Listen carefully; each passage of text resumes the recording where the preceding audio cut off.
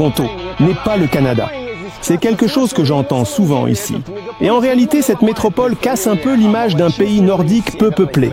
C'est à Toronto que presque tous les migrants qui déménagent au Canada veulent s'installer. Et plus de la moitié des habitants de la ville ne sont pas nés au Canada, mais sont venus ici d'autres pays. Toronto est appelé le New York canadien et il se ressemble vraiment, tant par leur apparence que par le rythme de vie effréné qu'il n'est pas si facile de suivre. La ville des opportunités. Beaucoup veulent venir au Canada à tout prix, mais une fois ici illégalement, commencer à bien vivre. Une tâche difficile. Tu vas travailler dur tout le temps. Sur le chantier, tu es allé un jour. Un seul a tenu le coup. 2 réservoirs. Mais malgré tout, de nombreux immigrants réussissent ici, réalisent en effet le rêve canadien et fondent de jeunes familles canadiennes. Comprenez du Canada, suis russe, femme afghane. Je suis allé au casino, j'y ai perdu 20 000. 10 000 longtemps, c'est à elle. Je suis orthodoxe et ma femme est musulmane. On peut avoir une icône accrochée et le Coran à côté. Le Canada et les États-Unis ne sont pas seulement comparés, mais souvent opposés. Les gens sont plus gentils que les Américains, ils te font signe. Quitter le Canada? Peu à peu, le Canada doux devient de plus en plus dur. Tout le monde est venu ici, tout le monde vit en paix, en harmonie. Mais maintenant, ce n'est plus tout à fait le cas. Maintenant, ils sont déjà très agressifs, donc ne vous promenez pas dans les rues du tout. Pas chaque semaine, mais vous verrez quelqu'un au centre-ville, quelqu'un tire. Si on te frappe, il faut se tourner, sourire d'abord, puis dire « Ne me frappe pas, s'il te plaît ». Le Canada est un pays développé. Et il a l'air magnifique, mais tout cela nécessite de l'argent et des impôts élevés. Ils vous prendront même votre dernier sous-vêtement. Quant à la liberté d'expression, elle n'existe pas ici. Pas du tout. Aujourd'hui, nous parlons de la vie douce et pas si simple dans l'une des plus grandes métropoles du monde. Pendant que nous commençons, abonnez-vous à mon Telegram et YouTube. C'est parti. Toronto, maman.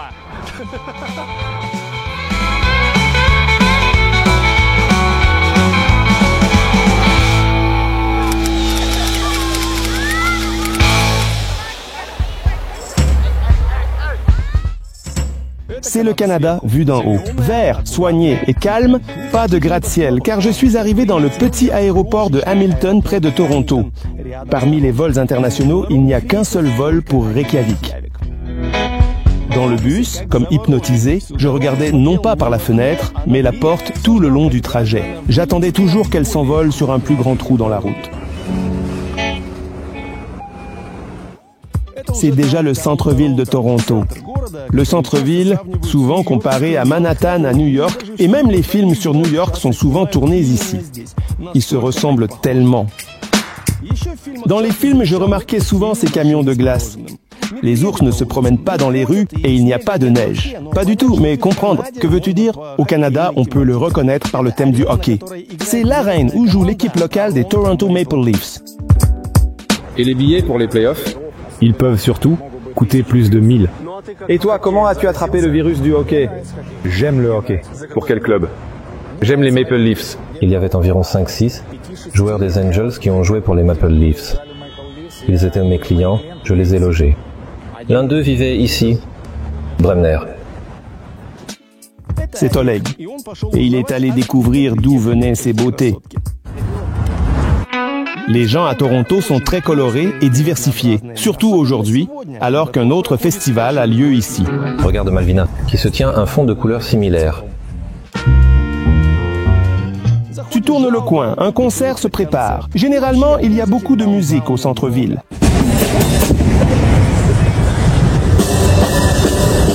Tous les excentriques à Toronto ne sont pas inoffensifs. Cette partie n'est pas très sûre. Il y a beaucoup de gens qui vivent dans des logements sociaux. Il est un peu inquiétant de marcher près d'eux.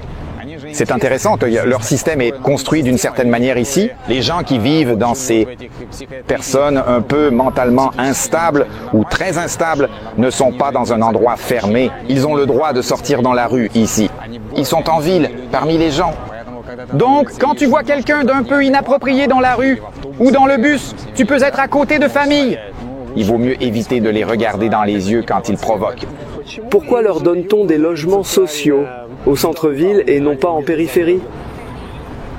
Ici, toute la ville est divisée. Il n'y a pas de séparation entre les riches et les pauvres ici. Tu peux marcher une belle rue, des maisons à 2 millions, hop, Et puis des maisons où il fait peur d'être, elles sont déjà à 700 000, tu comprends? Ici, rien n'est séparé. Riche, pauvre. Ici, tout est mélangé.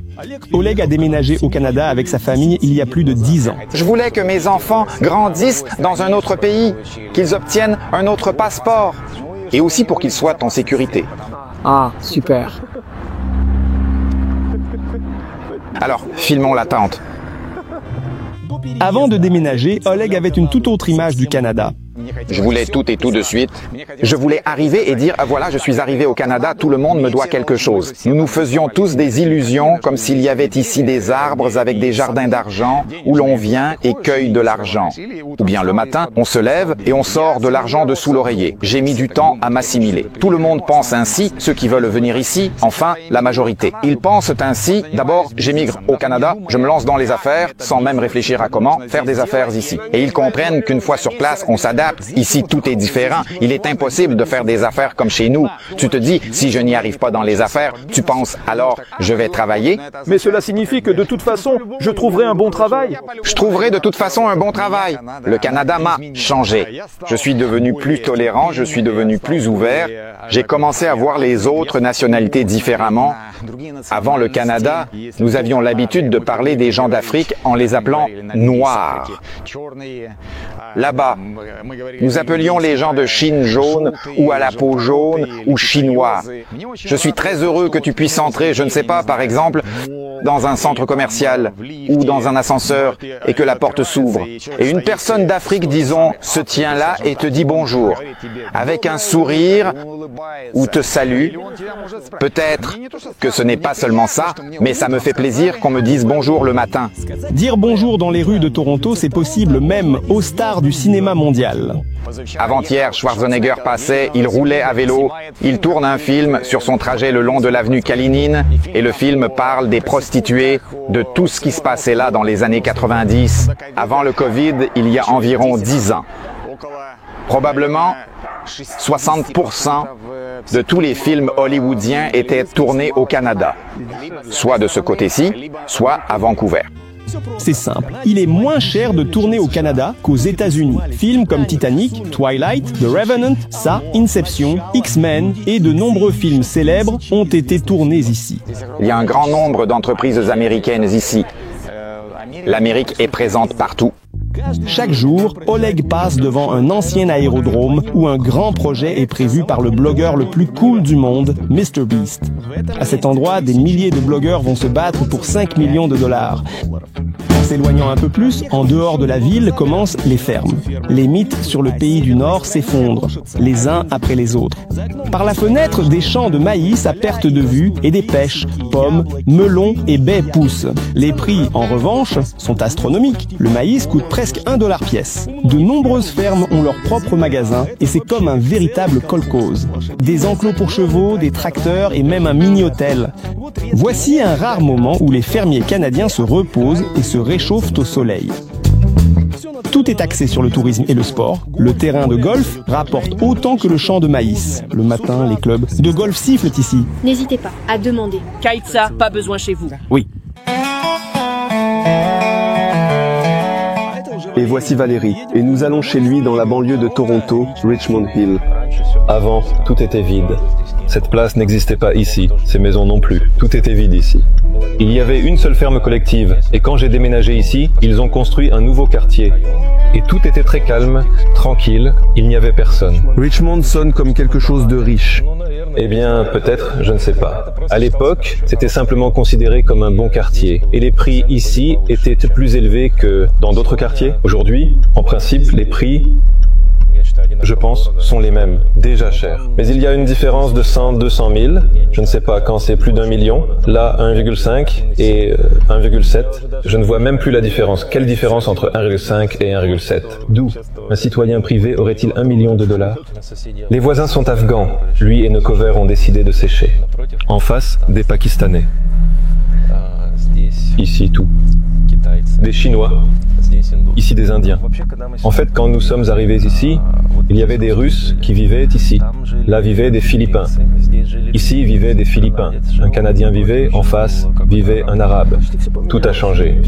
C'est tout. Je suis seul ici. Avec les voisins, ça va? Vous communiquez? Eh bien, vous savez, ici, les gens ne sont pas comme chez nous. Ici, c'est la coutume de dire bonjour, comment ça va, tout va bien, il fait beau, et puis nous aurons de la pluie après-demain. Et c'est à peu près à ce niveau que se déroulent toutes les conversations ici. Juste sur rien, sur rien. Et là, au contraire, ce sont des Pakistanais. Ils viennent chez nous. Ils aiment venir, c'est-à-dire qu'ils nous ont apporté toutes sortes de bonbons, et maintenant ils doivent encore les rendre. Apporter aussi toutes sortes de douceurs, et donc ils essaient d'avoir un contact plus proche, mais nous gardons un peu nos distances. Ici, ce sont des Vietnamiens. Ils ne parlent pas du tout anglais, ils sourient toujours. Quand tu leur demandes comment ça va, ils sourient. Tout est clair. Valérie vit avec sa femme, son enfant et sa belle-mère. Il est avocat et travaille souvent de chez lui. C'est comme un deuxième bureau. D'ici, parce que je peux m'enfermer ici. Si j'ai une audience, je peux la faire depuis chez moi. Oui, en ligne. Les tribunaux sont en ligne. Nous, les gens, en fait, nous n'avons pas le temps de nous asseoir dans les arrière-cours, comme dans la cour, à faire des barbecues et à se détendre. Nous travaillons tout le temps. L'acoustique ici est incroyable. C'est-à-dire que vous entendez tout ce que le voisin fait. Il grille de la viande, vous entendez comment il la grille. Ça grésille. Oui, oui. Et c'est pour ça que je n'aime même pas être ici, parce qu'il n'y a absolument aucune intimité. Et les maisons, elles sont toutes du même type ici. Oui, elles sont à peu près toutes identiques. Honnêtement, regardez la distance entre les maisons. Eh bien, c'est vraiment, quelle est cette distance? Vous êtes en train de respirer. Alors, et les voisins? Il n'y a pas de place pour deux. Le quartier de Valeria est prestigieux et international. Tous les quartiers de Toronto ne sont pas comme ça. Ils ont d'abord tous migré en Europe et ensuite d'Europe. Ils déménagent déjà ici. Et le gouvernement du Canada, en quelque sorte, s'en accommode. Ils ne peuvent rien faire de concret. Donc il y a une telle résistance de la part des musulmans ici. Oui, parce qu'ils ne peuvent pas travailler avec sa femme. Il est interdit de travailler. Les filles ne travaillent pas, les épouses ne travaillent pas. Seuls les hommes et les fils. Ils ont beaucoup d'enfants. Oh oui. Et ils s'occupent des enfants. Des milliers. Les hommes, travailleurs du matin au soir. D'ailleurs, ce n'est pas tout à fait vrai. Ce qu'on dit, que les Afghans vivent des allocations. Chez eux, il n'est pas du tout accepté qu'un homme reste à la maison, allongé sur le canapé. La femme reste à la maison, oui, elle reçoit de l'argent, des allocations familiales, c'est pas mal, ça leur suffit. Ce n'est pas le quartier dont Valérie parlait, mais un quartier assez prospère, Markham. Il est multiculturel, mais aujourd'hui c'est la fête pour les musulmans ici. C'est ça, la préparation. Aujourd'hui, c'est samedi. Il y aura une fête, un carnaval pour eux. À midi, les gens des quartiers voisins viendront et ils auront des fêtes avec les enfants. Là-bas, ils ont du pop-corn, un petit festival juste à côté de la mosquée. Oui, la majorité des immigrants au Canada viennent des pays du Sud. J'ai même eu des gens de Russie, ils sont venus, du Kazakhstan, ont étudié ici. Ils ont regardé ce marché du travail et ils ont terminé l'université. C'est-à-dire qu'ils ont presque un baccalauréat ou une maîtrise, donc ce sont des personnes qualifiées. Ils sont très talentueux. Je les regarde et ils ont regardé, ont essayé. Ils disent, oui, bon, pourquoi devrais-je travailler ici, chez moi, là-bas? À Derbank, on m'attend. Il y a beaucoup d'Indiens à Toronto. Ils ont rapidement mis en place des schémas de légalisation via de faux visas étudiants. Comment fonctionnait-il? Vous pouviez fonder un collège?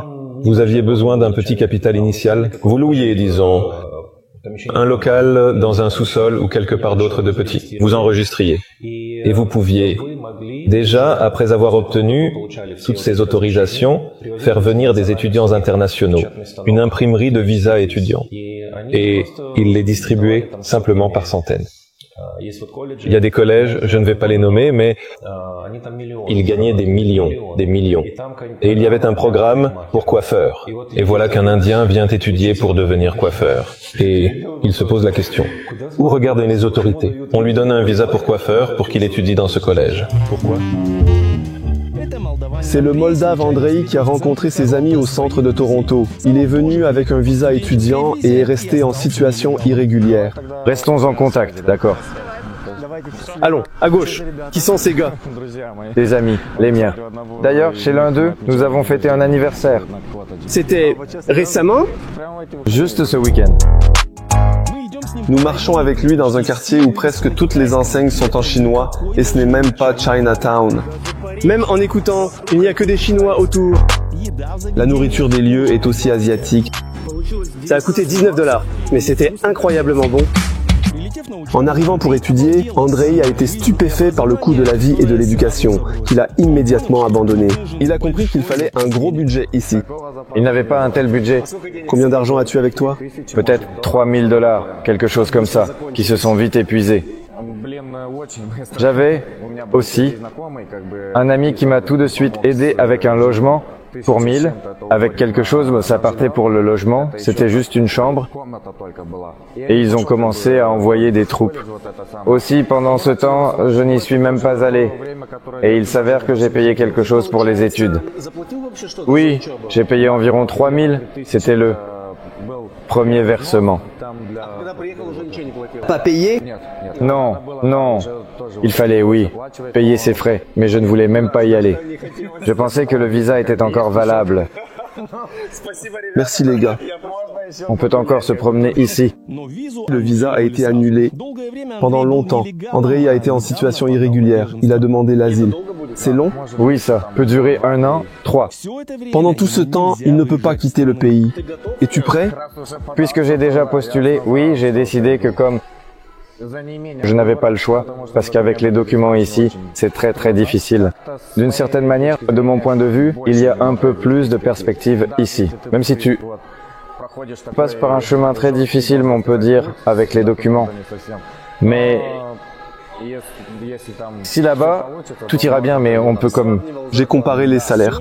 Tout est cher, mais selon Andrei, les prix ne sont pas le seul problème. D'un sans-papier, la médecine par exemple, est inaccessible. Et il y avait aussi le risque que tu te fasses, je ne sais pas, attraper dans la rue et déporter. Eh bien, ce risque existe.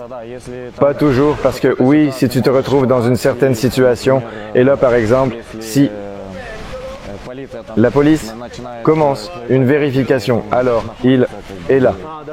Disons, tu t'es enivré dans un club, tu t'es battu, cela peut se terminer par une déportation, mais tu étais prudent quand tout le monde s'est assis?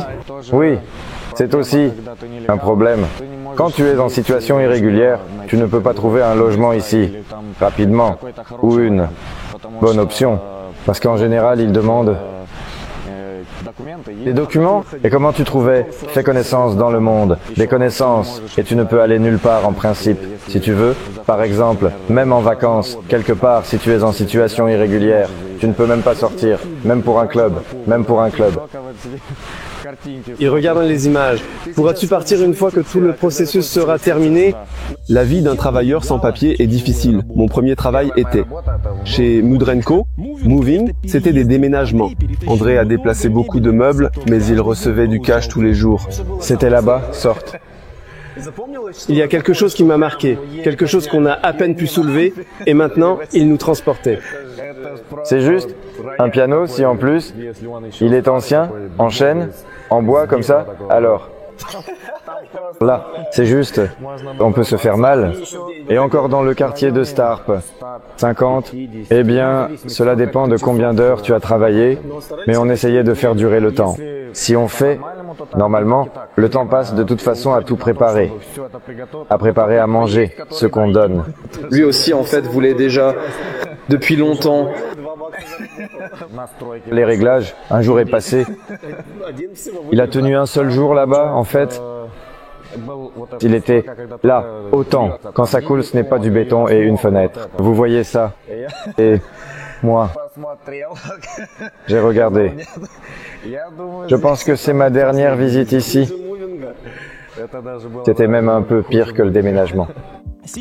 Maintenant, Andrei répare les toits. Mais raconte-nous en général combien il faut travailler ici pour vivre correctement. Cela dépend de comment tu aimes vivre et à quel rythme tu es habitué, parce que si tu veux avoir de l'argent, tu n'auras pas de temps, en principe. Là-bas, du liquide, des explosions, ce genre de choses. Tu seras constamment en train de travailler dur. Si tu veux, un peu de lenteur, tranquillement, te reposer le samedi-dimanche, travailler de 8h à 10h par exemple, alors, par exemple, tu ne pourras pas te permettre beaucoup de choses, parce que tout dépend de le salaire. Quel chemin as-tu pris? Eh bien, pour moi, c'est comme ça le planning. est un peu éparpillé. En principe, j'ai essayé de travailler dur. Tu mets un peu de côté? Eh bien, je n'ai pas essayé, mais il y a beaucoup de dépenses ici. Avec les documents, c'est sorti. J'essaie de mettre de côté, mais ensuite un problème surgit, et tout peut y aller. Tu travaillais en tant qu'informaticien en Moldavie. C'est une profession assez prestigieuse. Oui. Tu ne regrettes pas ces moments où tu allais simplement au bureau, détendu, en buvant du café? En principe, oui, ça me manque. D'autant plus que, dès que je suis arrivé, tout a certainement changé brusquement, tu sais. En quittant le travail de bureau ici, il fallait déjà travailler, à la fois physiquement et dans ma profession. Oui, tu ne peux pas travailler tant que tu n'es pas correctement légalisé ici. Je ne pouvais pas parce que j'étais un clandestin et ET. Il fallait améliorer mon anglais. Rester ici sans travail, c'est effrayant à imaginer. Et ces programmes sociaux, en réalité, n'aident pas vraiment. Là, on vous donne 700 $ par mois. Et qu'allez-vous faire avec ça? Ce n'est même pas suffisant pour un lit en auberge. Ce n'est rien du tout. Même les familles où tout le monde travaille ne peuvent pas se permettre de choses. Le salaire là-bas, je ne sais pas, c'est 3500 par mois. Net, après impôt, 3500 signifie que vous recevez environ 5000 bruts. Là, 5500 guerrillers. C'est environ 60 à 70 000 par an. Ce n'est pas vraiment un bon salaire, mais c'est 3500. Il ne vous reste que 2200, 2500.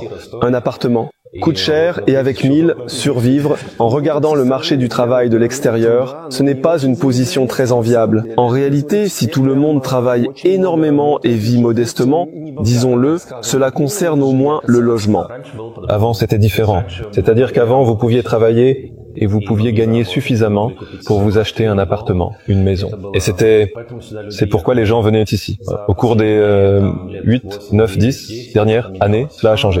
Et les Indiens, à quoi pensent-ils? Il faut venir ici et travailler à 3 emplois juste pour louer un lit, tout simplement. Pour eux, c'est normal. Il est venu ici, il va dormir dans cette chambre avec 5 autres Indiens. Il se dit, oui, chez moi aussi, je dors avec 5. Chez lui, c'était pareil ici. Tu sais comment ils achètent des voitures? 4 Indiens achètent une voiture et ils partagent les paiements. C'est-à-dire qu'ils prennent, disons, une voiture pas mal, et ils la partagent sur la semaine, et voilà, 2 jours. Pour toi, 2 jours, pour moi, 2 jours, pour quelqu'un d'autre, et il reste encore 2 jours. Et c'est ainsi qu'ils partagent cette voiture. Par exemple, Tim Hortons. Il y a maintenant une blague qui dit que c'est un café indien. Voilà, justement, je suis conduit par l'un de ces Indiens. Il s'appelle Vasi. Et il partage la voiture avec un autre Indien. C'est vraiment amusant. Il travaille véritablement comme chauffeur professionnel. C'est ce qu'il faut. Ainsi, les 2 Indiens ont un revenu supplémentaire et une voiture pour des besoins personnels. 350, 40, 50, 100, construire. Et vous avez une voiture? Oui, oui. Vous avez une fille? Oui. J'ai 2 enfants. 2, oui. Après, quand je rentre à la maison, je vais à la maison, je mange. Je prends le petit déjeuner. J'emmène ma fille à l'école. Tu as 2 emplois, n'est-ce pas? 2 emplois, un travail privé. Vous pouvez vivre au Canada, mais vous ne pouvez pas vivre au Canada. Le chauffeur est un résident à domicile. Il vit à la maison. Les gens vont au travail, un petit enfant. Il vit au Canada depuis environ 2 ans. Je l'aime vraiment, mais la vie est certainement difficile. Depuis combien de temps êtes-vous ici? 2 ans? Encore 9 ans. Qu'est-ce qui vous rapporte plus d'argent? C'est le travail chez Uber ou dans la fabrication? On prod plus d'argent. En fabrication? Ils me payent 20 $ de l'heure. Flotter vers le haut. Et nous les gardons. Et sur le label, $. Et l'année prochaine? Et voici une chaîne de café, surnommée en plaisantant indienne. Sur la porte, une crosse de hockey, car la chaîne a été créée par le hockeyeur canadien Tim Hortons. À l'intérieur, du café bon marché et des beignets. Ça ressemble à de la nourriture nationale canadienne. Oui. Eh bien. Ça coupe l'appétit. Beignets, des beignets. As-tu remarqué comment la fille servait? Pas très souriante. Très souriante. Regarde, elle sourit encore. Il semble que beaucoup de gens viennent à Sydney, mais ils travaillent dans le secteur des services et ils se comportent bien, ils servent bien. J'aime ça. Dans un autre endroit, tu y vas. Dans le même Starbucks, peut-être un téléphérique. On n'a pas envie d'acheter du café chez elle. Elle te dira encore de rentrer chez toi. On m'a aussi dessiné. Pas des organes génitaux, mais un smiley. Déjà merci. Voici un café similaire au centre-ville. Tim Hortons est la réponse canadienne à Starbucks. Ces cafés se trouvent à chaque coin de rue, dans n'importe quelle ville, dans n'importe quel quartier. Ce qui est intéressant, c'est qu'ils ne coûtent presque rien. Toutes les monopoles canadiennes ne sont pas bon marché, comme ce café. Avec les télécommunications, par exemple, c'est le contraire. Ici, il y a essentiellement deux grands acteurs qui fournissent Internet, la télévision, etc. Parce qu'ils sont les seuls à avoir les câbles, ce sont Rogers et Bell. Ils ne laissent entrer personne d'autre. En Amérique, c'est complètement différent. Il y a de la concurrence. Il y a un grand nombre de compagnies d'assurance, de transporteurs aériens, de banques, de télécommunications, d'entreprises. C'est pourquoi les prix du même téléphone, ils sont différents. On dirait un pays développé de l'Ouest. Un marché libre, les libéraux au pouvoir, mais les monopoles dominent quand même. Le Canada, c'est un pays cher. Ici, il faut travailler. Il y a beaucoup d'opportunités, mais il faut travailler. Surtout pour ceux qui viennent d'arriver. Ici, tu peux même voir beaucoup de voitures, celles qui sont neuves, de Tesla. Et il travaille occasionnellement pour Uber, car il a besoin d'avoir de l'argent supplémentaire, un revenu supplémentaire. Il sort simplement sur le trajet pendant des heures libres. Oui. Il y a maintenant beaucoup d'applications, même en langue russe. Tu reçois une commande où tu dois aller, qui tu dois prendre, faire. Nous allons dans les banlieues nord de Toronto. Pour le rêve canadien, quand on a de l'argent, on déménage ici. De grandes maisons, d'immenses pelouses, avec même des forêts sur les terrains. Un attribut obligatoire est le panier de basket. Ici, c'est installé directement sur la route. Avoir sa propre maison ici n'est pas bon marché. La plupart d'entre elles sont à crédit. Ici, tu dois prendre de l'argent à l'État. Ici, tu peux te permettre tout, mais il te faut prendre de l'argent et emprunter. Et ensuite rembourser pour cela. C'est-à-dire qu'ici, les gens doivent toute leur vie. Ici, un petit lotissement est construit immédiatement. Voici à quoi ressemblent les maisons finies. En pierre, belles, puissantes, monolithiques, solides. Mais à l'intérieur, c'est juste du contreplaqué et des copeaux de bois. Cette maison aura le même aspect, finalement, comme celle des voisins. Toute la maison est assemblée uniquement à partir de planches et de panneaux de particules. Le porche, les fenêtres, les murs, tout est en bois. Cette maison avec 3 garages a été assemblée de la même manière. Dehors, il n'y a pour l'instant que des boîtes aux lettres et une cabine de toilette. Mais bientôt, tout sera habité ici. C'est déjà un autre complexe, également en contreplaqué. Peut-être que cette école n'est pas du tout en briques, je n'ai pas encore compris. En dehors de la ville, les routes sont pleines de voitures avec des bateaux. Les gens vont au lac, et nous aussi. Il y en a plus de 2 millions au Canada de lacs. Si l'on exclut les petits, il reste 30 000 grands lacs. En général, les habitants de Toronto vont au lac comme à la mer. Ici, au lac Simcoe, en quelques années, ils ont construit une ville entière de luxe avec une marina pour yachts à partir de rien. À l'entrée, il y a une limitation de vitesse. C'est pour que nous n'écrasions pas les écureuils et les ratons laveurs. Il y a des ratons laveurs ici et aussi des ratons laveurs. Les ratons laveurs sont comme des humains, ils sont tellement intelligents. Une fois, je les ai observés, ils se tenaient à ma hauteur. Il y avait une poubelle et lui, je veux dire le raton laveur, s'est approché d'elle. Comme ça, il a essayé. Il regarde, mais il n'y arrive pas. Il ne peut pas grimper à cette hauteur. Il appelle un autre raton laveur arrive. Il se met sur ses épaules, mais lui non plus n'atteint pas. Un troisième arrive, il grimpe pour le troisième, et avec ses mains, hop, il y est entré. C'était un tel champ. Oui, il n'y avait rien. Australie, Espagne, la côte d'Azur de la France, n'importe quoi, mais pas le Canada, c'est ce qui vient à l'esprit quand on voit ça. Ils se détendent simplement ici. Et ils en profitent en hiver, en automne et en été. Ici, c'est comme une station balnéaire et c'est tout près de Toronto. Mais en hiver, près d'une telle baie, c'est triste. Pas en hiver. Pas du tout déprimant, parce que les gens travaillent très près dans ces villes que j'ai mentionnées. Toronto, Barrie, Aurora, Gainesville. Ils vont au travail, reviennent et ils se détendent. Comme toi, tu sors, tu prends une collation, tu bois ton café, tu te lèves, même en hiver. Eh bien, la Toscane, l'air frais. La Toscane. La Toscane. Les gens vivent et se reposent principalement ici. Sur place, il y a des piscines, des restaurants et un peu de tout, sauf des emplois. Ils sont à Toronto et dans la ville voisine de Barrie. On se souvient que nous sommes au Canada. Le hockey. Des voitures cool sont garées devant des maisons de ville stylées et Oleg est déjà en train de pirater la porte de l'une d'elles. Une telle maison de 3 étages coûte 1 900 000. Directement depuis le balcon, on peut accéder à la promenade et des canards ainsi que des femmes avec de la bière sur des yachts passent à côté. C'est déjà Oleg sur un autre lac, il pêche lui-même et a envoyé son petit-fils sauter sur le trampoline. Les gars, ce sont canadiens. Qu'est-ce que le rêve canadien? Vous avez un petit chalet, quelque part au bord d'un lac, vous avez un petit bateau et vous y allez le week-end en bateau. Pêcher, se détendre dans la nature, c'est ainsi que vivait autrefois le Canadien blanc et c'était tout pour lui. Maintenant, tout a changé.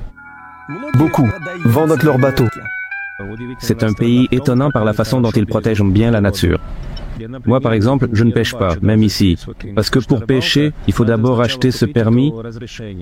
Là, dans ce cas, ils donnent ensuite un livre. Là, certains poissons peuvent être pêchés, d'autres non. Je dois encore déterminer avec ce livre ce que j'ai attrapé. Et ensuite, il faut encore une règle. Si elle est plus petite ou plus grande que la taille, je dois la relâcher. Même un avocat ne s'y est pas retrouvé. Je pense oui, eh bien cette pêche. Comme avocat, Valeria s'occupe des divorces. Et au Canada, divorcer est très compliqué. Honnêtement, il n'y a aucun sens à divorcer ici. C'est tellement peu judicieux. Vous perdez sur tous les plans. Vous partagez la pension en deux. Tout ce qui est acquis, vous partagez tout en deux. Ce partage en deux, parfois, on ne sait pas où passe cette ligne, parce qu'il faut tout calculer. C'est pourquoi, après 20 ans, il n'y a vraiment aucun sens à divorcer. Il faut déjà supporter. Engager Valeria pour un divorce, ce n'est pas bon marché. Mon tarif horaire est de $350 et si nous allons au tribunal et nous regardons tout le processus. Du début à la fin, cela peut coûter de 25 000 à 50 000 $ pour passer tout le procès. Mais cela arrive rarement. Parce qu'en général, quand une personne reçoit déjà la deuxième facture de notre part, elle commence à réfléchir. Peut-être que je n'ai pas besoin de tout contester. Peut-être pouvons-nous nous mettre d'accord? Vous sauvez des familles. Non, ils divorcent. Mais ils commencent à divorcer à l'amiable. Qu'est-ce qu'un avocat? C'est comme un pistolet dans la manche. Et avec des munitions coûteuses, c'est-à-dire que vous ne tirerez pas à gauche et à droite ni ne brandirez cela sans raison. Vous finirez par payer les avocats pour vous-même et pour une autre personne si vous allez au tribunal pour des raisons stupides. C'est pourquoi ils essaient de s'entendre avant le tribunal pour éviter cela ensuite. Dans toute cette histoire, comme en général au Canada, on considère que les hommes ont peu de droits. Ce n'est pas tout à fait vrai. C'est-à-dire que c'est encore en discussion. Malheureusement, si on lit la législation, il n'est pas écrit que les hommes n'ont pas de droits et que tous les droits sont pour les femmes. C'est juste que, dès le départ, les gens entrent mal dans le mariage. C'est-à-dire que lorsque de jeunes gens se marient, leur problème numéro 1 est le suivant. C'est comment célébrer le mariage, quel gâteau commander et quelle limousine réserver.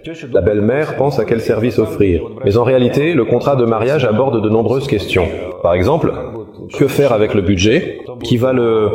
Il arrive très souvent que les gens travaillent, gagnent bien leur vie, et qu'une personne est un problème. Elle joue au casino. Et voilà qu'elle dépense et gaspille son argent. Ou elle va faire du shopping, elle utilise sa carte de crédit et peut acheter beaucoup. Et là, on peut agiter la carte de crédit comme ça, sans arrêt. Et là, il y a déjà 10-20 000, et vous êtes endetté. C'est la même chose avec le travail. L'un gagne bien sa vie, l'autre moins. Mais vous ne faites qu'un. La personne dit, j'ai travaillé dur du matin au soir, maintenant je dois tout donner. Mais dès le départ, il avait tort. L'attente était correcte.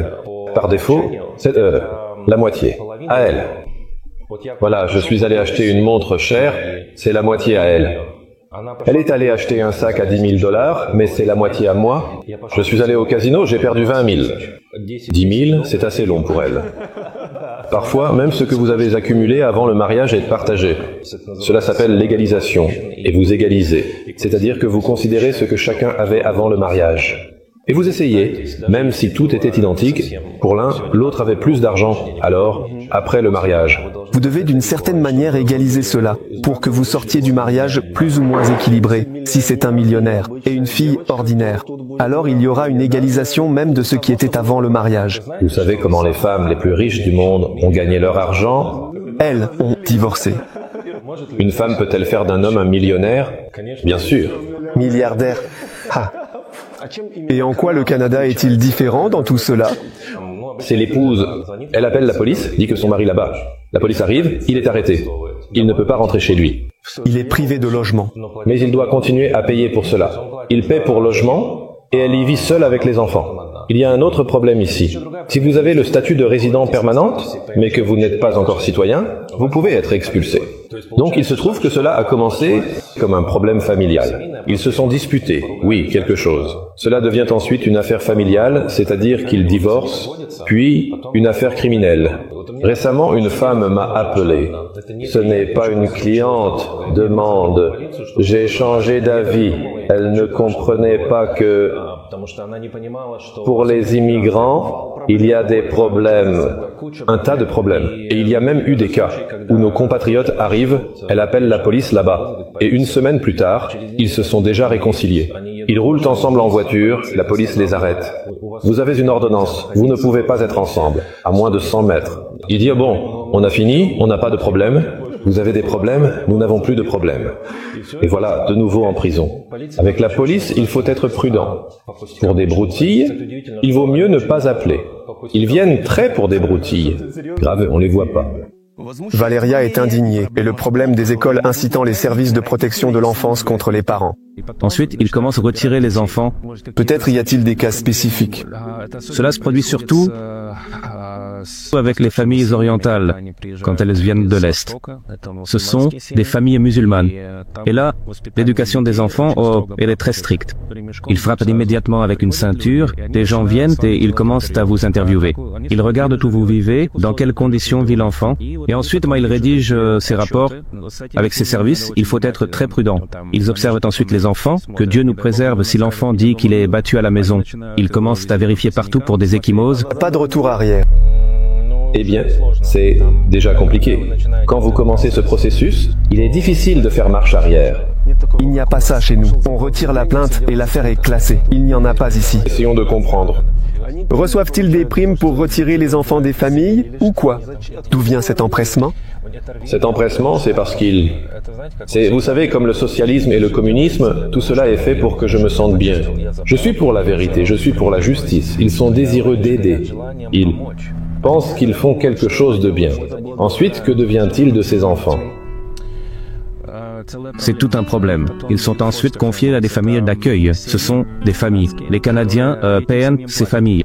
C'est-à-dire que vous prenez un enfant chez vous, on vous paie pour cela, et l'enfant vit avec vous et vous l'élevez, en quelque sorte. Valérie et sa femme Saïda ont un enfant. Il étudie à l'école en anglais et en français. Et à la maison, il parle russe et pachto. C'est l'une des langues afghanes. Oui. Oui, bien sûr, bien sûr. C'est Oleg qui a parlé avec son petit-fils essayant comprendre machine à café bureau. Querelle, scandale, bagarre. Non, c'est inacceptable. Si un voisin te dérange, tu ne peux faire des remarques que par l'intermédiaire du gestionnaire. Quand tu fais directement une remarque à quelqu'un, ils peuvent, disons, ne pas comprendre et se vexer. Et moi, je travaillais à mon emploi précédent. Un immense centre d'appel. Derrière moi, il y avait un collègue, disons de l'autre côté, et il n'était pas très... Donc, chaque soir, une odeur pas très agréable émanait de son cube. Et à côté de moi était assis mon manager. Je ne lui ai même pas dit, et ils lui ont dit, et le manager a dit qu'il fallait juste écrire à celui qui est assis juste derrière la cloison et lui dire « Peux-tu, s'il te plaît, faire en sorte que lorsque tu viens dans un lieu public, tout le monde se sent à l'aise en étant à côté de toi, pour ainsi dire. » On ne peut pas dire se laver les pieds. Non, on ne peut pas. Ce n'est pas correct. Ensuite, il pourrait encore me rendre responsable. Cela n'a pas été dit, mais je le ressentais. Ensuite, il a pris, il lui a dit, mais rien n'a changé. Il n'a rien changé. C'est le système. Ils peuvent encore te faire passer pour un idiot. Cela se ressent, ici dans tout. Je l'ai compris en une semaine. Comme si tu ne devais te mêler de rien. C'est cette logique. Aucune remarque à personne, rien. Eh bien, d'accord, mais de notre point de vue, c'est illogique. C'est notre caractère. On peut résoudre le problème en parlant directement. Mais non, ici, ce n'est pas la coutume. Si on te frappe, il faut se tourner et sourire. Pour commencer. Et ensuite dire, ne me frappe pas, s'il te plaît. Il faut s'assurer que tu n'as pas blessé son poing avec ton visage par accident.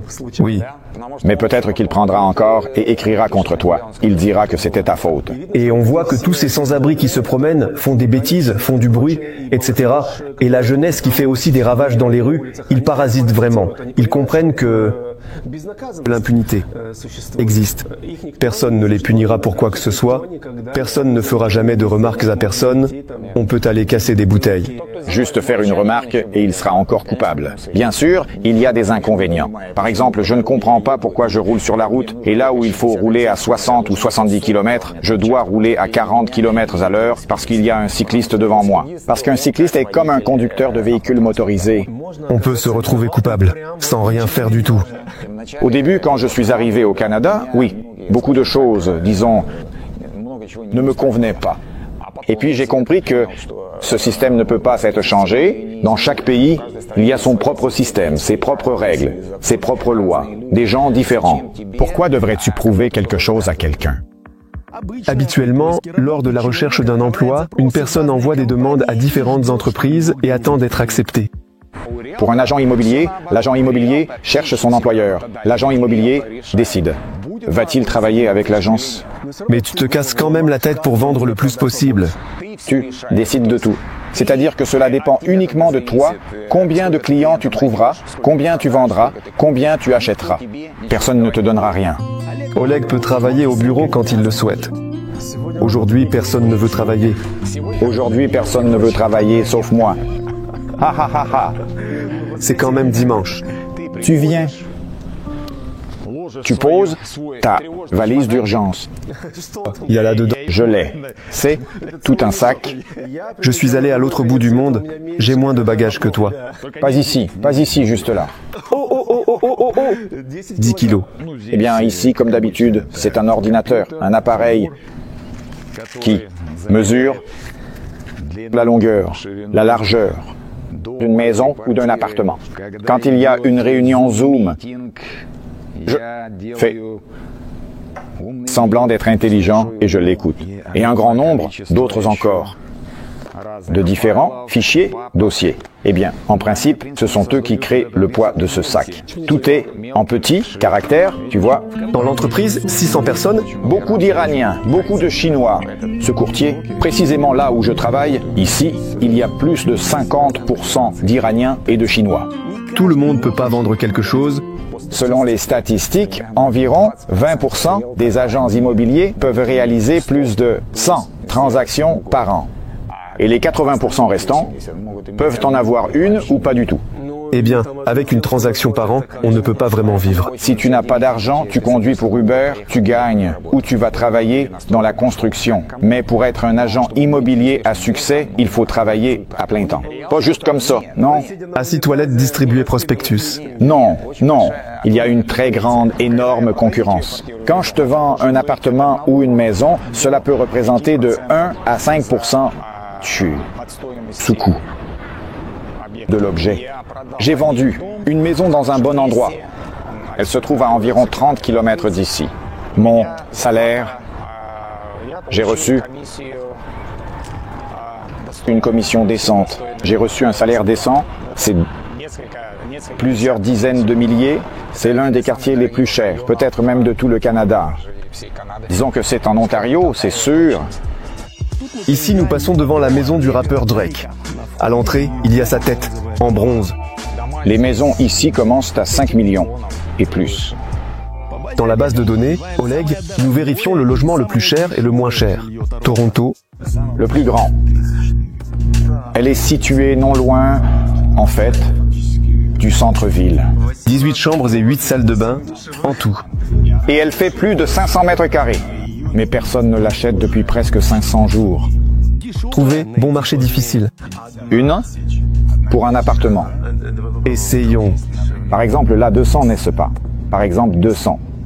Non, une, en gros. Une, à 250. C'est le principal sur quoi les gens se concentrent lorsqu'ils achètent un appartement. Tu vois, les frais de maintenance. C'est 717. C'est ce que tu paies chaque mois.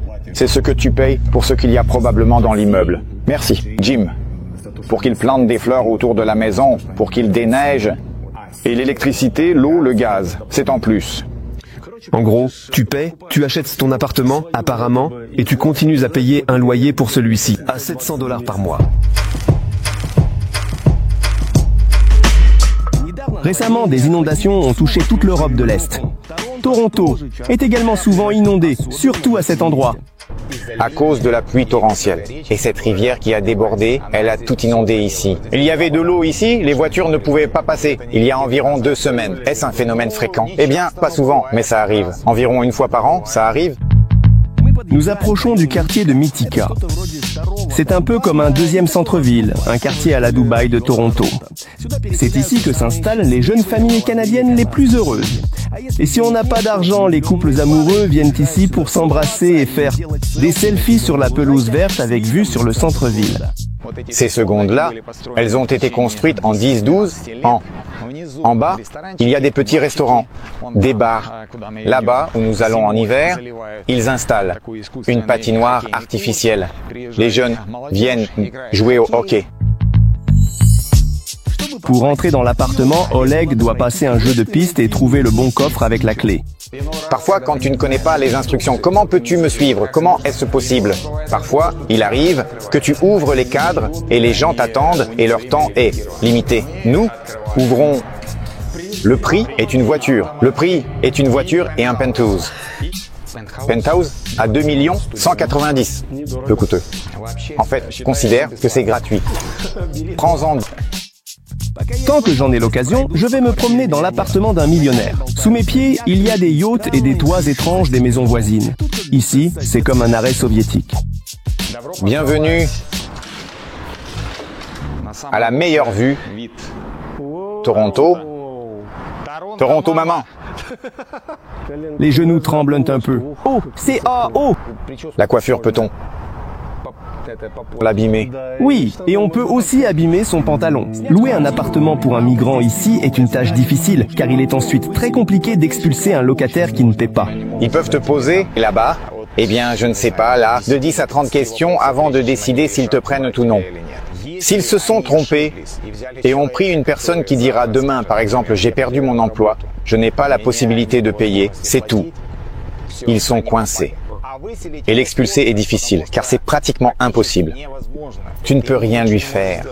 Chez nous, c'est plus simple. On dit 2 semaines et il part. Les gens viennent ici et disent « Pourquoi louer ici ?» est difficile. Parce que vous venez d'arriver, personne ne vous croit vraiment. Comme option, trouver un garant parmi les Canadiens. Si quelque chose se passe, ils viendront voir. Il est légalement obligé. Bien sûr, il paiera pour toi. Tu comprends? Ou la deuxième option, tu dis, eh bien, en plus du premier et dernier mois, comme c'est habituel, je paierai encore, là, 5 mois à l'avance, eh bien, par exemple, en gros, 6-7 mois au total. Et quelqu'un peut dire, je paierai 1 an à l'avance. Valérie est justement la personne qui est tombée dans ce cas. Tu ne pourras pas expulser. C'est très difficile. Je ne peux pas expulser. Voilà, je loue un appartement depuis longtemps. Et tout allait bien. Je fais cela depuis 2010, déjà 14 ans. C'est la première fois qu'une personne refuse de payer. ET. Depuis le mois de mars, il ne paie pas. Que fait avocat dans telle situation? Va-t-on chez un avocat ou gère-t-on cela soi-même? En réalité, c'est un tribunal. Ce n'est pas un tribunal de justice. Et il n'y a pas d'avocat là-bas? Malheureusement. S'ils y étaient, nous aurions mis de l'ordre depuis longtemps. Le propriétaire est bon sang, une personne de seconde zone. On lui demande son avis en dernier. En tant qu'avocat en droit de la famille, je peux vous dire que l'homme doit aussi être juste ici, certainement. Mais Valérie n'est pas dans la situation difficile. Les gens ont pris des appartements, des maisons à crédit hypothécaire. Ici, c'est carrément un must-have. Tu dois absolument avoir un crédit hypothécaire. Les taux sont grimpés. Et maintenant, les gens font faillite. Que doivent-ils faire de ces logements pris et qu'ils ne peuvent plus supporter? Ils essaient de vendre pour minimiser leurs pertes autant que possible. Pour, d'une manière ou d'une autre, sortir au moins, pas en profit, mais à l'équilibre.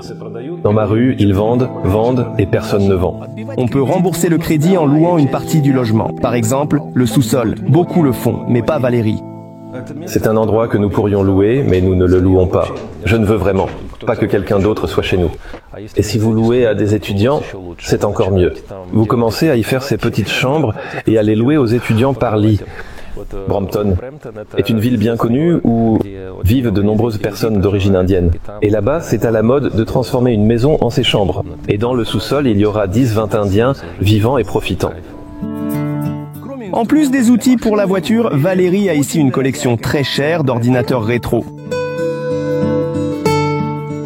Apple est devenu Apple grâce à des ordinateurs comme ceci. Voici le moniteur, et cela va ensemble. Et c'est probablement le plus rare que j'ai trouvé. Ce qui était difficile à trouver, c'est le premier ordinateur portable. C'est une bête. Incroyable. C'est un ordinateur portable. C'est un ordinateur portable. Et il est très lourd, 8 kg. Le garage de Steve Jobs ressemble à ça. Oui. Voici encore. Combien il y en a? J'en ai plusieurs de ceux-ci. 8, je crois. Je ne sais pas. Ce sont des moniteurs. Les iMac, la première chose qu'ils ont sorti qui était si populaire. Ici, c'est 500 de ces cassettes ou 4. Et quel est le système qui fonctionne maintenant? Où est-ce la ventilation? C'est ainsi que toutes les maisons sont généralement conçues. Donc, c'est dans votre sous-sol. Le système de refroidissement et de chauffage est situé dans le sous-sol. Par exemple, le climatiseur est à l'extérieur et il y a un tuyau. Et ensuite, l'air circule dans toute la maison. C'est pareil pour l'air chaud. Quand l'air est chaud, il souffle aussi en hiver. Encore une fois, nous sommes ici depuis très longtemps et nous n'avons vraiment aucune raison de déménager. C'est-à-dire que nous déménagerons dans une maison à proximité, mais elle sera peut-être un peu plus grande, 500 pieds carrés. Elle pourrait être un peu plus grande, mais en principe, ce serait la même chose. De toute façon, vous remplirez tout avec des cassettes. Oui, il faut un sous-sol grand. J'ai passé quelques nuits dans un tel sous-sol qui est loué aux Indiens. La chambre coûte plus cher que notre bon appartement. Et les cloisons sont telles qu'on entend le voisin parler au téléphone. Dans la salle commune, c'est toujours un désordre fou. Une couche de saleté, des cheveux de quelqu'un. C'est dur. La cuisine est aussi commune. On dit qu'au Canada, on peut boire l'eau du robinet, mais je bois du Chipolubovo. Manger pour soi, mais boire de l'huile à tout va. Les biscuits à l'érable plaisent. Ils sont populaires. Le goût de l'érable est étrange. Je n'ai jamais goûté quelque chose. Mais n'oubliez pas car il est particulier. La crème rappelle vaguement le beurre de cacahuète, mais il est spécifiquement indiqué qu'il n'y a pas de noix. Si la nuit tout le monde fait du bruit, tôt le matin, il n'y a déjà plus personne. La plupart des migrants vivent ainsi dans les épinards. Ils louent un lit quelconque, le moins cher possible, et le passeport dès 6 heures du matin, de préférence sur 2 emplois. Il y a 3 chambres au sous-sol. En haut, ce sont aussi des chambres. Et certaines chambres, d'après ce que j'ai compris, sont encore divisées en 3-4 espaces spéciaux. En bref, ils ont transformé une maison entière en auberge. Le quartier est pourtant excellent. En vérité, il passe de prestigieux à pas très. Les migrants le prennent peu à peu. Je viens juste de sortir de chez moi le matin, et voilà ce qu'il en est. Vraiment intrépide. C'est incroyable de les chasser.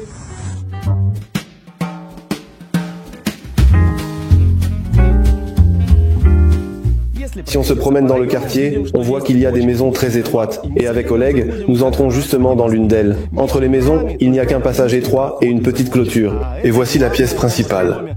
Elle prend toute la largeur. Depuis la terrasse, on peut jeter un œil chez les voisins.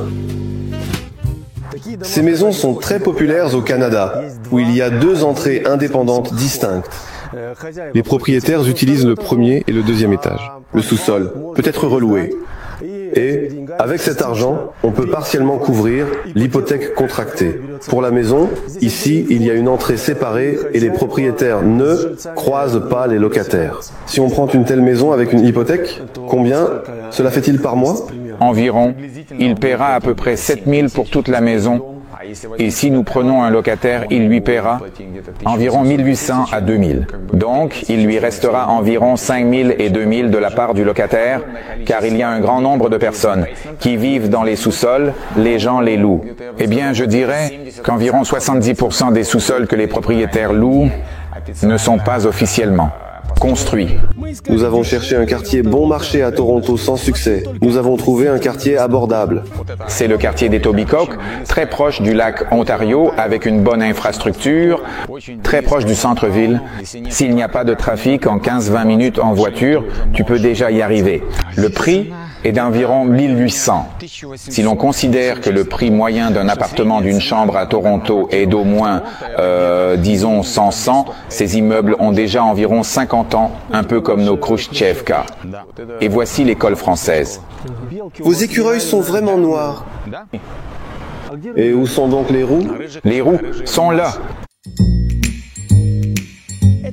C'est mon premier épisode sur le Canada, mais il y a déjà des vidéos sur l'Angleterre, la France et, par exemple, l'Amérique du Sud sur la chaîne. Les liens se trouvent en bas dans la description de la vidéo. Ouvre-les dans de nouveaux onglets pendant que tu termines de regarder cette vidéo.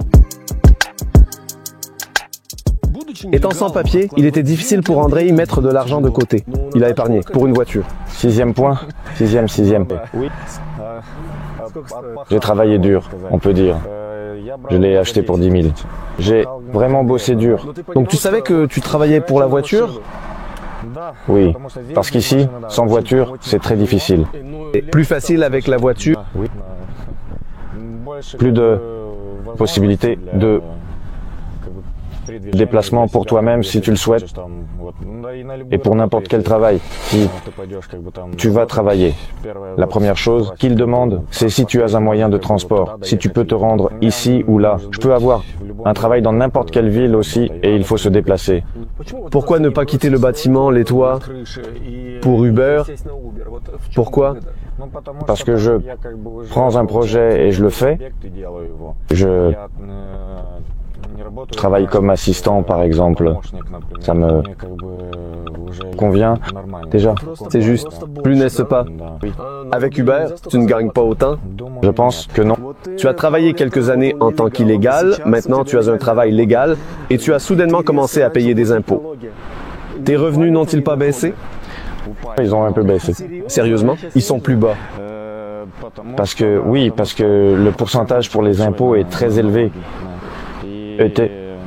Ça se ressent. Théoriquement, tu pourrais continuer à travailler illégalement pour payer moins d'impôts. Pourquoi? Ne fais-tu pas ça? Si tu veux quelque chose,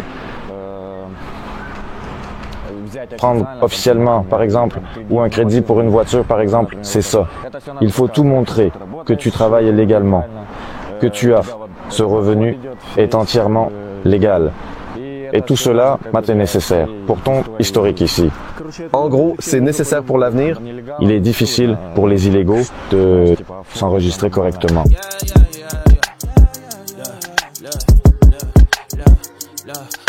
Ici, c'est vraiment mono. Eh bien, les routes sont à peu près comme chez nous. En principe, grand-père, j'ai encore certainement un bon... En entrant dans le centre-ville, on peut se tordre le cou à cause des gratte-ciel et perdre la vue à cause des gyrophares. Des ambulances, de beaux camions de pompiers et beaucoup de police. Aujourd'hui, ils ont tout bloqué ici.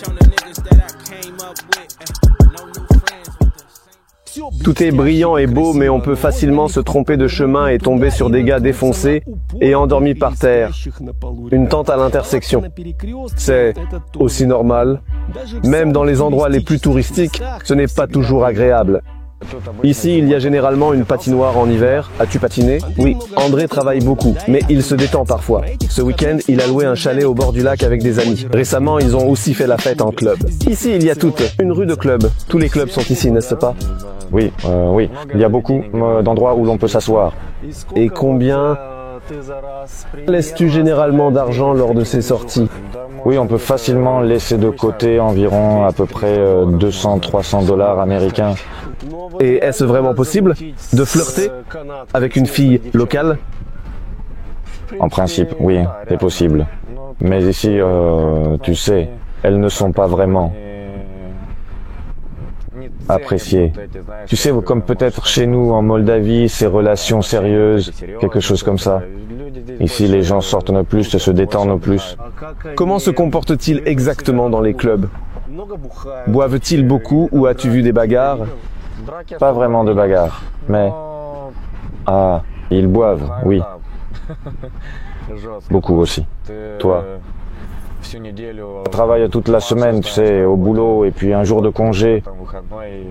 Tu sors, par exemple, en ville, dans un pub, quelque part, et tu te détends. Et tu veux te défouler?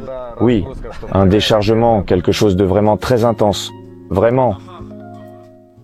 L'épouse de Valeria est aussi avocate. Ils ont rencontré. La femme parle russe? Oui, je peux, oncle. Merci. Calme. Ce sont des chaussons, oui. Merci beaucoup à nous, chaussons. Bonjour. Bonsoir. Tout arrivé pour toi? Oui. Ah, désolé. Parle un peu anglais? Oui. Eh bien, elle parle un peu russe. La mère de Saïda parle anglais et elle est avec nous maintenant, silencieuse. Alors, depuis combien de temps? Déjà 6 mois? Vous parlez entre vous, ou plus? Dans quelle langue? En anglais? Nous avons tout un mélange. Elle parle très bien le russe, comparé à mon afghan, c'est-à-dire que je ne parle pas du tout. Ils célèbrent ensemble, tous ensemble, à la fois le Ramadan et Pâques. Qu'est-ce le Canada? Alors, qu'est-ce que le Canada? C'est quand, disons, je suis russe, ma femme est afghane, ou même les voisins, un voisin arabe et un voisin juif, et tout le monde vit en paix, en harmonie. Mais maintenant, ce n'est plus tout à fait paisible, harmonieux, ça commence à vaciller un peu. Nous sommes très similaires en termes de nos valeurs familiales. Nous avons des cultures différentes, mais en réalité, ce noyau qui est là est en fait très similaire chez nous. Et nous, sans même nous en rendre compte, nous sommes très proches, par exemple, de cette culture. En réalité, les Afghans sont très bienveillants envers les Russes. Et ils n'ont pas de mépris ou quelque chose comme ça. Que nous avons combattu, oui, et que nous sommes supposés être ennemis. Oui, si. La Russie, par exemple, avait de bonnes relations avec l'Afghanistan, et donc alors ce problème n'existerait probablement pas. Eh bien, les Afghans pensent que si les États-Unis d'Amérique n'étaient pas là-bas à ce moment-là, rien ne se serait amélioré concernant la situation des talibans en ces 20 longues années. Y a-t-il des blagues sur vous, ou ne devrions-nous pas en parler, et pourquoi est-ce normal? Quoi? Mais entre nous, tout va bien. Elle prie ici. Comme ça. On va le réparer? Oui, mais dimanche. Dimanche. Il y a des églises russes proches. Il y en a une petite là, c'est déjà au centre-ville. Il y a beaucoup plus de... Nous n'avons pas de maison de prière, nous avons des icônes. Eh bien, ici, il n'y a que des cerises orthodoxes. Oui, nous avons le Coran, mais quelque part, je ne sais pas, il est posé. Mais dans cette pièce, c'est l'orthodoxie qui a gagné. Ils portent quand ils ont une fête, alors ils le mettent. Et quand, par exemple, ils ont ce Ramadan, ils s'habillent avec ces vêtements et je les emmène à la mosquée. J'ai aussi un singe afghan, oui, mais je ne l'ai pas trouvé. Ici, nous aurons la Bible et le Coran aussi, à côté. Eh bien, juste au cas où, l'un sur l'autre... Vous ne les mettez pas. Nous avons ici halal. Nous mangeons de la viande halal, mais nous avons de la bière ici. Mais nous avons de la bière. Oui, ce n'est pas autorisé, mais nous aurons de la bière. Mais nous sommes au Canada. Là-bas, nous avons tout un... L'alcool est le plus grand choc pour Saïda. Donc, l'alcool est un choc total pour les Afghans?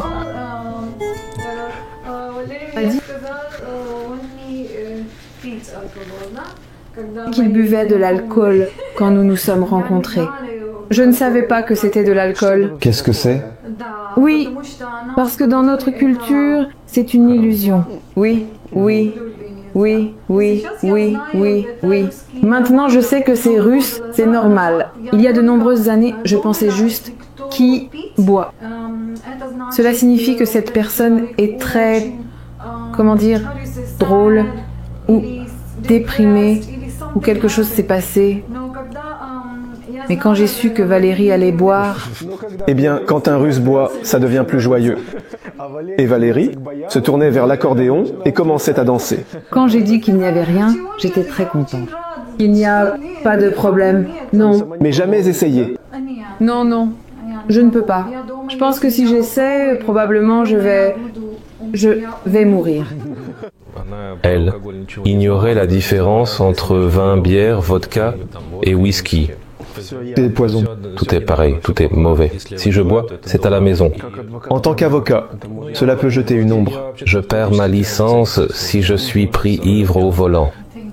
Je pense que la culture russe est différente de la nôtre.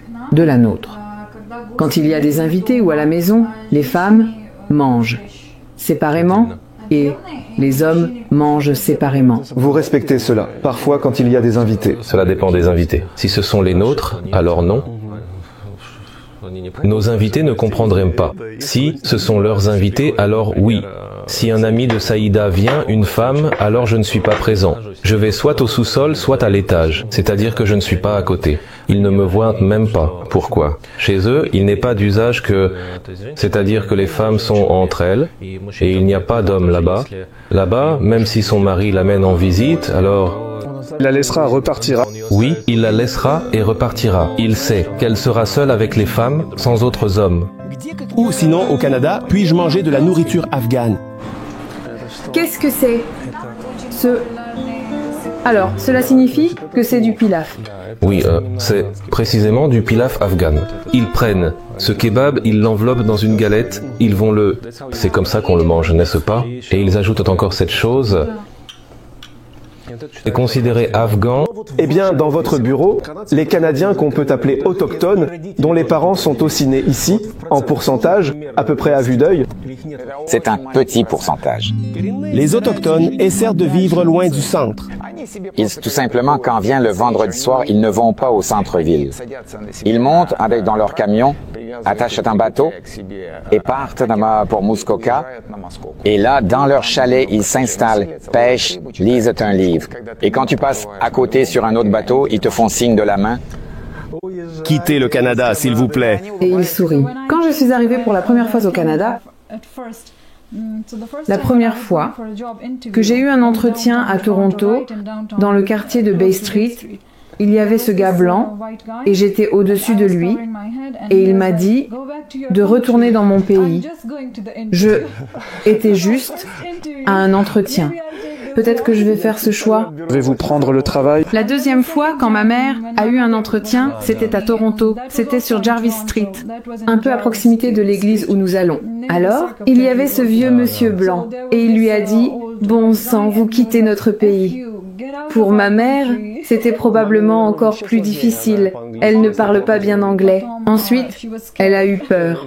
Et elle a eu peur, d'accord? Elle a dit qu'elle ne viendrait pas chez nous. C'était quand je n'avais pas ça à côté, parce qu'ils ne pensent pas que je suis russe. Tous se trompent avec un Iranien. Et une fois dans le bus aussi. Oui, dans le bus aussi, c'était pareil. Mais il y avait des Afro-Américains, de jeunes filles qui... Des personnes non. Non. Mais elles étaient comme... Je devais dire, à l'avocat, ne dis pas ça. Ils ont vraiment cette sensibilité envers les personnes noires, comme aux États-Unis à peu près. Non, c'est devenu comme ça maintenant parce que le mouvement Black Lives Matter a commencé et ils ont lancé ce sujet. Ici aussi, ils le développent, bien qu'il n'y ait jamais eu d'esclaves au Canada. Il n'y avait personne ici. Il n'y avait que des gens blancs et un réfrigérateur. Il fait froid ici et personne ne venait. Le Canada existe en réalité depuis 150 ans, eh bien un peu plus maintenant. Et comment a-t-elle été fondée? Par exemple, la citoyenneté canadienne n'existait pas avant 1951-1952. C'est-à-dire que vous ne pouviez pas avoir de passeport canadien. Ce n'est qu'après la Seconde Guerre mondiale que la citoyenneté canadienne et le passeport canadien ont vu le jour. Malgré la proximité du Canada et des États-Unis, selon Oleg, leur mentalité est différente. Non, le Canada, c'est plus simple. Les gens de différents pays, ils sont plus simples, ils sont plus gentils. Là-bas, c'est tendu. Il y a une surabondance d'armes, un grand nombre de tels cas. Fusillade dans une école, fusillade dans un collège, 5, 10, 12, 17 personnes meurent. Ici au Canada, il n'y a pas ça. Qui est fatigué des fusillades au Canada pour se reposer le week-end, sans armes? Et tu as envisagé les États-Unis? Pendant le temps que tu vis au Canada, tu y as pensé au moins. Quand j'avais 20 ans, j'envisageais tout. Aujourd'hui, le Pakistan, demain l'Amérique, après-demain le Canada et ensuite la Moldavie. Quand je voulais émigrer, j'avais deux choix. Partir en Australie ou partir au Canada, puis après deux... Oh! Bien sûr! En général, j'aime bien ici au Canada parce que l'attitude est comme ça. Ils viennent, ils te demandent la permission, ils voient que tu souris, s'ils peuvent prendre. Eh bien, pas comme ça. Eh bien, sous un certain angle, comme si c'était sincère. Sincèrement. En essayant de considérer les États-Unis, nous montons plus haut. Dans cette direction, là-bas, où il y a la brume, là où se trouvent ces cheminées, c'est le lac Ontario. Si tu le traverses à la nage, tu arriveras déjà du côté américain.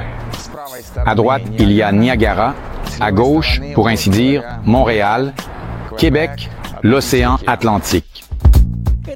Cette partie de la ville n'est pas le centre-ville, mais payer ce petit appartement ne sera pas facile. Cet appartement coûtera vers 3400, 3400, 1400, 3500, 3550 ans.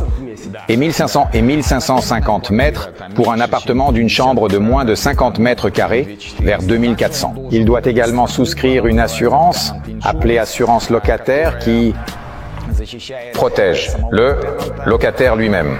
Par exemple, si des amis viennent te voir et que quelqu'un se sent mal, tombe du balcon, se blesse, le propriétaire ne prend pas la responsabilité, les charnières sur le balcon. La piscine, c'est un studio de yoga. Ici, ils ont coupé l'eau, oui. Ce n'est pas grave ici. Ici, ils peuvent laver le chien. En arrivant ici, ils peuvent laver le chien et il y a une pièce séparée pour cela. Cet employé ne parle pas du tout anglais. Et au lieu de nous montrer le chemin, il lui est plus facile de nous emmener par la main. Eh bien, voici ce qu'on appelle le lounge. Les gens peuvent aussi organiser quelque chose comme ça ici, si c'est ton anniversaire, ou simplement venir s'asseoir, lire. Il y a un anniversaire ici.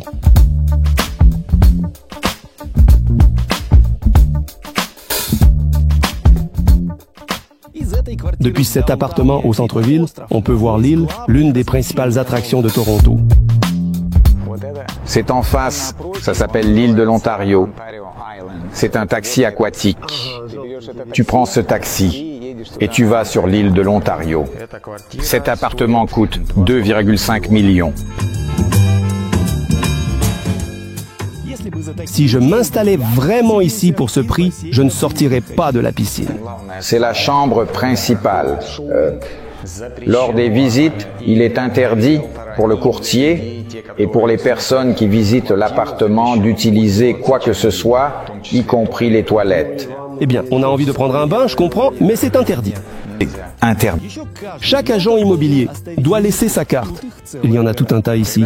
Quand on vient ici, pas seulement moi, beaucoup de gens, ils arrivent et commencent à écrire dans leur CV. J'étais manager, ici, là dans les ventes, et ainsi de suite. Son CV est comme ça, et partout c'est manager, manager, manager, la signification du mot manager. Chez nous et au Canada, c'est très différent. Chez nous, un manager. C'est presque chaque consultant, mais ici, c'est un directeur. Quel pays où tout le monde arrive et tout le monde est manager. Voilà, oui, chaque agent immobilier a de tels panneaux. Quand il vend une maison, par exemple, dans ce secteur, il a sa propre annonce. Il place un tel panneau aux principaux carrefours avec le nom, le téléphone et une flèche indiquant où la maison est à vendre. Il n'y a pas de guerre, ça. Les concurrents n'approchent pas. Ils ne les renversent pas. Non. Non. Quels étaient les emplois? Le premier emploi. Un ami m'a trouvé un emploi chez... Je ne parlais pas anglais. Il m'a trouvé un emploi chez son employeur, là où il avait travaillé auparavant. C'était le démontage de voitures. J'ai travaillé quelques mois, surtout cet hiver, je me souviens. 20 degrés, moins 20, moins 30. Froid. Tu dois... Toutes ces voitures sont dehors. Il fallait démonter voitures. Et tout à fait à la main, et tout le métal glacé. Je faisais 10, 20 pompes au sol, je courais, puis je me concentrais. Je revenais, et en fait, je dévissais là-bas. C'était mon premier travail. Ici, tu ne deviens pas agent immobilier immédiatement. Chez nous, le lendemain, tu peux imprimer des cartes de visite pour l'être. Ici, ça ne marche pas comme ça. Tu dois étudier et passer les examens. Pour obtenir une licence d'agent immobilier, il y avait beaucoup de choses à l'examen. Il faut en étudier 11. Je crois que tu passes soit 7, soit 8 examens et pour réussir chaque examen, il faut... J'avais un livre mais d'une épaisseur comme ça. Il y a beaucoup de lois, de règles, de sous-règles, comment fonctionne l'immobilier, comment il faut se comporter. Les uns avec les autres, comment il faut servir les clients. J'ai aussi terminé mes études ici au collège. J'ai terminé mes études ici au collège qui s'appelle George Brown College. ET, D'ailleurs, j'avais probablement environ 12 matières et à ma grande surprise, je me souviens, j'ai étudié pendant environ 10 mois. Et à ma grande surprise, je me souviens, toutes les matières me plaisaient. Vous avez besoin d'immobilier au Canada? Contacte Oleg. Il est un professionnel dans ce domaine. Coordonnées en description. Au centre-ville, nous, on a mangé. Et ici, c'est comme une cantine. Oui, quand je vais sur l'île avec mon petit-fils, je l'amène ici et je le nourris. Ce qui est cool dans la cantine, c'est que toute la nourriture a le même prix, que ce soit des pâtes ou de la viande. Tout est à 2,79 pour 100 grammes. Moi, idiot, j'ai pris des pâtes, sans savoir qu'elles coûtaient le même prix que les crevettes. À la caisse, tout est pesé dans un seul conteneur. Appelons cela de la nourriture nationale canadienne. Mexicaine, asiatique, italienne. Et ça, probablement, donne de l'âme.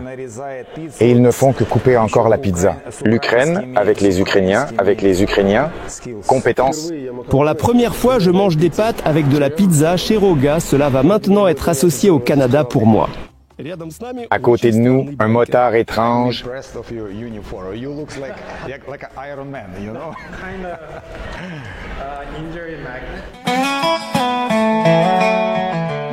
Nous sommes arrivés au cimetière.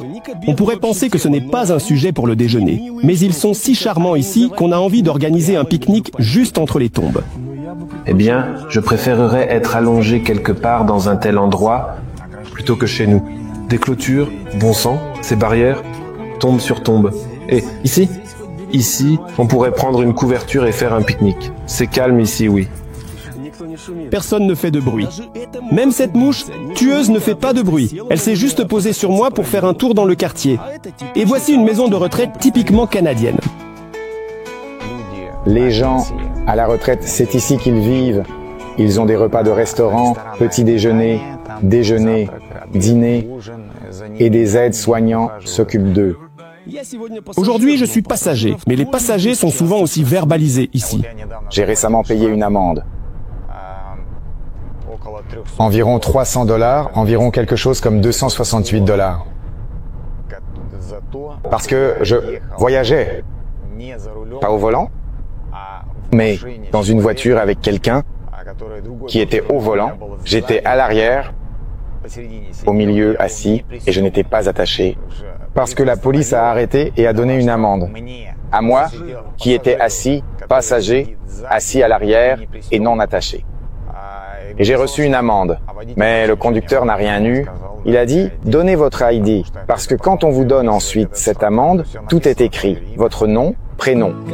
Comme le conducteur d'Oleg s'est fait prendre. Si l'amende est payée, il y a une réduction de 50%. Quand je suis arrivé ici au Canada, la première semaine, j'avais un tel décalage horaire que exactement à midi, à 1h de l'après-midi, je conduisais et je m'endormais simplement. Mes yeux. J'avais besoin de mettre des allumettes pour les garder ouverts. Je ne pouvais pas conduire. Mais voilà, j'ai enfreint la loi. 2 fois en passant au feu rouge. Je me souviens, on m'a donné ma première amende. Environ $250. Je suis allé au tribunal. À l'époque, c'était encore en personne, pas en ligne. Et ils me l'ont réduite, je crois, de moitié. J'ai payé là-bas. Environ $125 probablement. Et au volant, pas de manière compétente. Seulement sans alcool. Tout d'abord, vous serez privé de votre permis pendant au moins 1 an. Ensuite, il y aura une amende. On prend généralement un avocat. Un avocat, c'est cher. Vous êtes déjà en train de perdre environ $10,000, juste financièrement. Si vous prenez pas un avocat, vous êtes simplement responsable de tout. Vous avez accepté tout ce qui vous a été reproché. Et ensuite, vous devrez penser à ce que sera le crime, déjà un casier, vous ne pourrez même pas aller en Amérique. Selon Oleg, lors d'un déménagement, important de communiquer avec les bien adaptés. On risque de répéter les erreurs des autres par de mauvais conseils. Les chanceux sont ceux qui sont venus et l'ont accepté.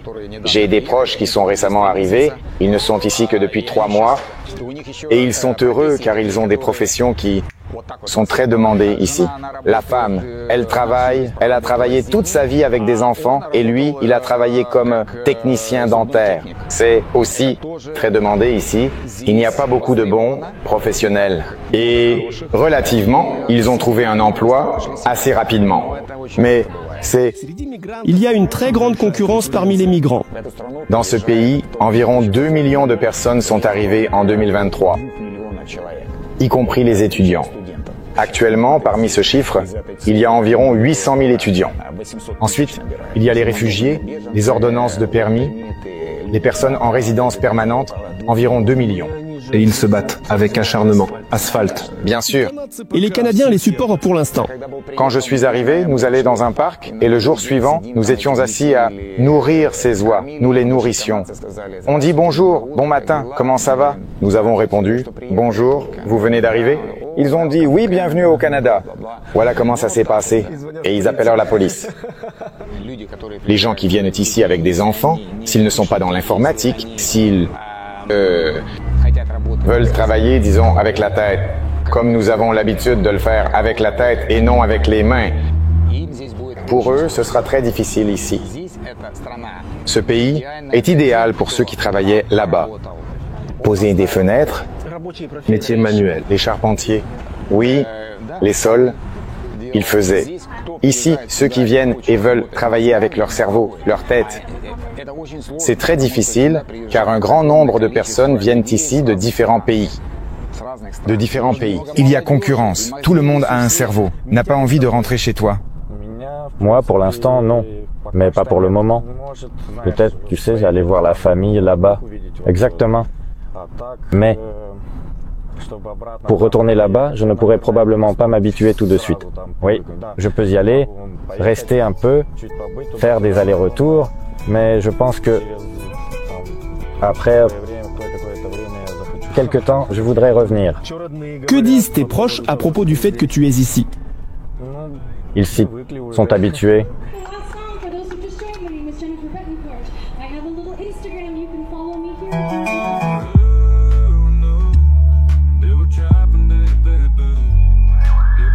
La musique de fond joue. Que dire? Le Canada, un autre continent. Sa propre mentalité, ses propres bizarreries, ses inconvénients et ses avantages. Quoi qu'il en soit, les avantages similaires l'emportent, puisque de plus en plus de gens veulent y aller. C'était mon premier épisode sur ce pays. Il y en aura encore au moins quelques-uns. Pour ne pas les manquer, abonnez-vous à mon YouTube, Instagram et Telegram dès maintenant. Partout, je suis Vova Karmanov. Au revoir.